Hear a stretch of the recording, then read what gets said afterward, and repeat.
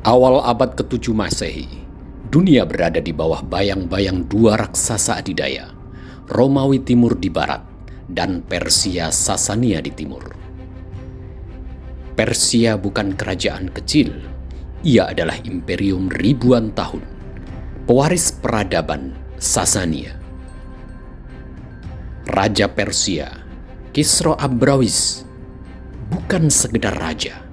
Dia adalah simbol absolutisme, kekuatan tanpa batas, dan klaim ketuhanan politik. Dalam tradisi Persia, Kisra disebut Syahansyah, raja dari segala raja. Sementara itu di Jazirah Arab, lahirlah sebuah kekuatan yang tampak kecil dan sederhana. Islam, dipimpin oleh seorang nabi dari Quraisy, Muhammad sallallahu alaihi wasallam. Dan pada tahun ke-6 atau 7 Hijriah, dua dunia itu bertabrakan dalam satu lembar surat.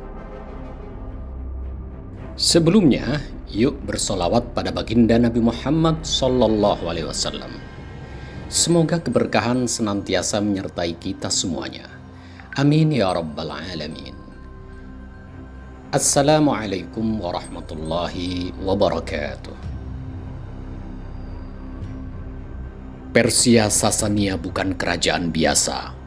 Dia adalah imperium dengan struktur administrasi mapan, tentara profesional, pajak terpusat, dan ideologi kekuasaan absolut.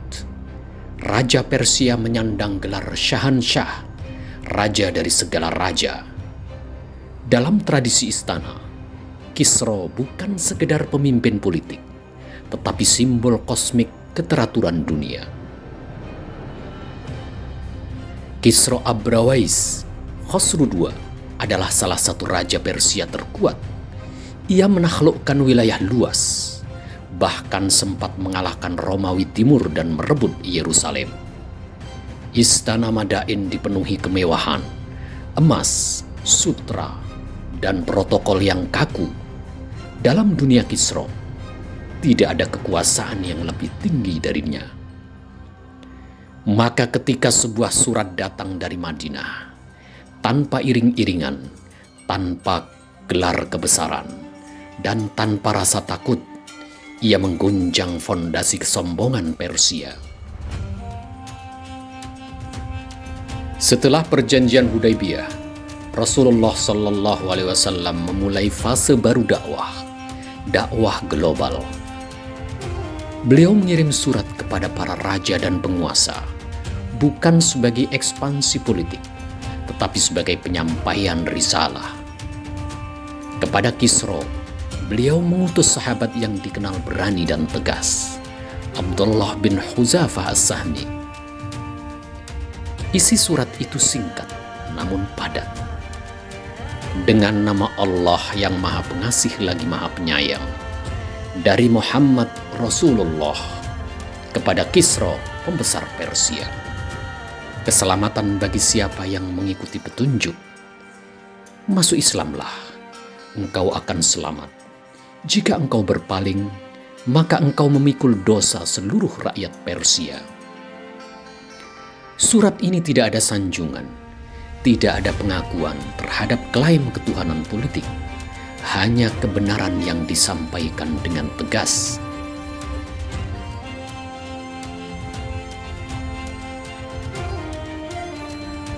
Ketika surat itu dibacakan di hadapan Kisra, seketika suasana istana berubah.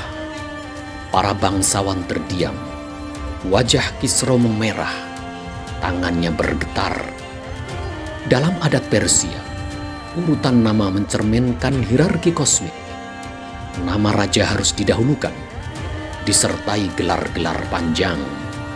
Namun surat ini justru menyebut nama Muhammad sallallahu alaihi wasallam terlebih dahulu, lalu menyebut Kisra tanpa gelar agungnya. Kisra bangkit dari singgasana. Bagaimana mungkin seorang Arab menulis surat ini kepadaku? Amarah itu tidak sekedar emosi, melainkan luka harga diri imperium. Maka Kisra melakukan tindakan simbolik yang besar maknanya. dia merobek surat Nabi. Sejarah mencatatnya dengan kalimat yang singkat, namun dampaknya melampaui zaman.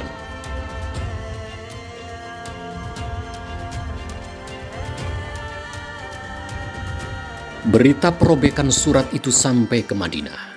Rasulullah Shallallahu Alaihi Wasallam tidak mengumpulkan pasukan, tidak membalas dengan ancaman, dan tidak mengirim surat makian.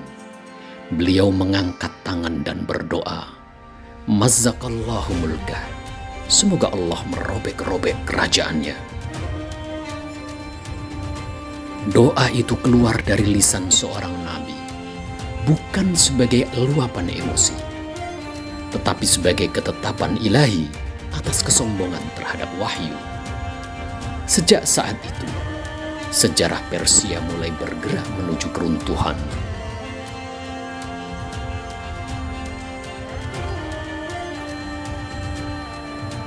Kisra belum berhenti. Dia menulis surat kepada Bazan, gubernur Persia di Yaman. Isinya jelas, kirimkan orang untuk menangkap Muhammad dan membawanya ke hadapan Kisra. Bazan adalah pejabat Persia yang cerdas dan terdidik. Ia patuh pada perintah, namun tidak gegabah. Ia mengirim 2 utusan ke Madinah.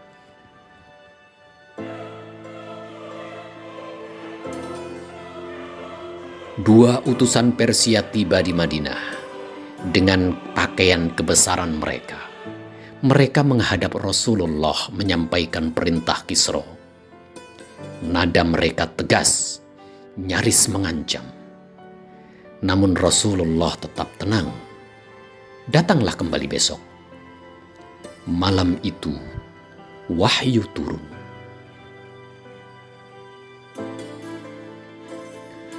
Keesokan harinya, Rasulullah Shallallahu Alaihi Wasallam bersabda kepada para utusan Persia, sesungguhnya Tuhanku telah membunuh Tuhan kalian semalam. Ia dibunuh oleh putranya sendiri. Para utusan terdiam. Itu klaim mustahil. Kisra berada ribuan kilometer, dijaga ketat, berkuasa absolut. Namun Rasul Shallallahu Alaihi Wasallam melanjutkan, kembalilah, sampaikan ini kepada Gubernur Bazan. Maka mereka kembali ke Yaman dan menyampaikan perkataan Nabi Shallallahu Alaihi Wasallam kepada Gubernur Bazan. Bazan menunggu. Jika itu benar, maka Muhammad Shallallahu Alaihi Wasallam adalah seorang nabi.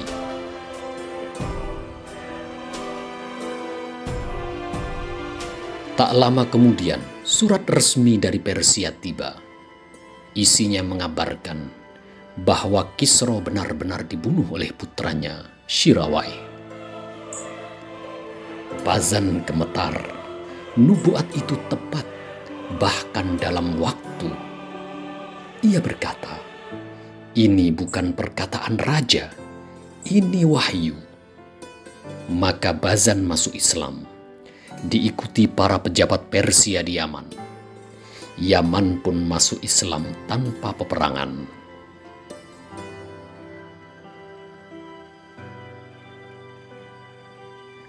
Sejak kematian Kisra, Persia mengalami kudeta berantai. Raja berganti-ganti dalam waktu yang singkat. Wabah, perang saudara, krisis ekonomi. Dalam 10 tahun, lebih dari 10 raja Persia naik turun tahta. Imperium retak dari dalam.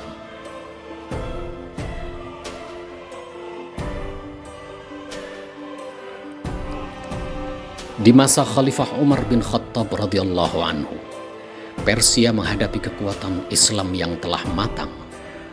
Perang Qadisiyah menjadi titik balik. Panglima Persia Rustum tewas. Ibu kota Madain jatuh. Istana Kisra yang megah menjadi saksi runtuhnya kesombongan berabad-abad. Perang Nahawan menyusul. Disebut para sejarawan sebagai Fathul Futuh, penaklukan terbesar. Perang Nahawan menjadi bab penutup dari kisah panjang Kekaisaran Persia Sasania. Setelah kekalahan demi kekalahan, Qadisiyah dan jatuhnya Madain, sisa kekuatan Persia belum sepenuhnya hancur. Para bangsawan dan jenderal Persia menyadari bahwa ini adalah pertaruhan terakhir. Jika perang Nahawan kalah, maka Persia benar-benar tamat. Raja-raja Persia yang tersisa mengerahkan pasukan besar dari berbagai wilayah, Media, Rai, Isfahan, hingga Azerbaijan. Jumlah pasukan Persia menurut riwayat mencapai puluhan, bahkan ratusan ribu. Mereka berkumpul di wilayah Nahawan atau Iran Barat, sebuah daerah strategis berbukit yang dipilih untuk memancing pasukan Muslim masuk ke perang terbuka. Orang-orang Persia menyebut pertempuran ini sebagai perang penentuan. Mereka membangun benteng pertahanan, menggali parit, memasang jebakan. Secara jumlah dan perlengkapan, mereka masih unggul jauh. Kabar konsolidasi besar Persia sampai ke Madinah. Umar bin Khattab radhiyallahu anhu memahami bahaya yang mengancam. Ia bermusyawarah dengan para sahabat. Umar bahkan sempat berniat memimpin langsung pasukan. Namun para sahabat senior, di antaranya Ali bin Abi Thalib, menyarankan agar Umar tetap di Madinah sebagai pusat komando. Umar bin Khattab menunjuk An-Nu'man bin Muqarrin al-Muzani sebagai panglima utama. Dia dikenal zuhud, berani dan berpengalaman. Pasukan Muslim bergerak menuju Nahawan. Menyadari kuatnya benteng Persia, An-Nu'man tidak gegabah. Ia menggunakan strategi yang cerdas, berpura-pura melemah dan mundur, memancing pasukan Persia keluar dari pertahanan mereka. Strategi ini berhasil. Pasukan Persia terpancing dan meninggalkan posisi aman mereka. Saat formasi Persia mulai terpecah, An-Nu'man memberi aba-aba serangan besar-besaran. Pertempuran langsung sengit, debu menutupi langit. Benturan pedang dan tombak menggema di lembah Nahawan. Panglima Muslim An-Nu'man bin Muqarrin gugur sebagai syahid di tengah pertempuran. Namun justru setelah gugurnya sang panglima, semangat kaum muslimin membara. Komando dilanjutkan oleh Huzafah bin Yaman. Pasukan Islam menyerang tanpa gentar. Satu demi satu barisan Persia runtuh. Jenderal-jenderal mereka tewas. Pasukan yang tersisa melarikan diri ke Begut. Kekalahan di Nahawan menghancurkan sisa kekuatan militer Persia. Kota-kota besar jatuh satu persatu tanpa perlawanan berarti. Struktur pemerintahan Persia runtuh total. Para sejarawan Muslim menyebut kemenangan ini sebagai Fathul Futuh, penaklukan dari segala penaklukan. Karena setelah Nahawan, Persia tidak pernah lagi bangkit sebagai kekaisaran. Dengan runtuhnya Nahawan, doa Rasulullah SAW yang dipanjatkan bertahun-tahun sebelumnya benar-benar sempurna. Kerajaan yang dulu merobek surat Nabi, kini terrobek hingga ke akar-akarnya.